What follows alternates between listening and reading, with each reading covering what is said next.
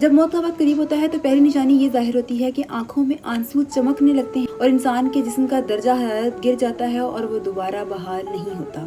दूसरी निशानी ये है कि जब रूह जिस्म को छोड़ रही होती है तो इंसान के महसूसात ख़त्म हो जाते हैं। उसके हाथ पाँव घुटने पर कुछ महसूस नहीं होता कि हाथ पाँव का जो है रंग तब्दील होने लग जाता है, वो नीलाहट की तरफ माइल हो जाता है। तीसरी निशानी ये है कि इंसान की सांसें बेतरतीब होने लग जाती हैं। ये वो वक्त होता है जब इंसान को वो फरिश्ते नजर आ जाते हैं जो उसको लेने आए होते हैं और इस आलम को सकरात का आलम भी कहा जाता है।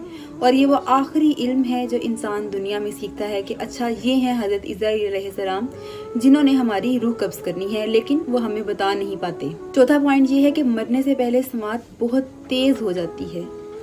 उसकी समात इतनी तेज हो जाती है, आपने हदीस पाक में भी सुना होगा, जब मुर्दे को दफनाया जाता है तो वो अपने लौटने वालों की यानी जो उसको दफना कर चले जाते हैं उसके कदमों की आहट भी सुनता है। तो इनकी समात काफी तेज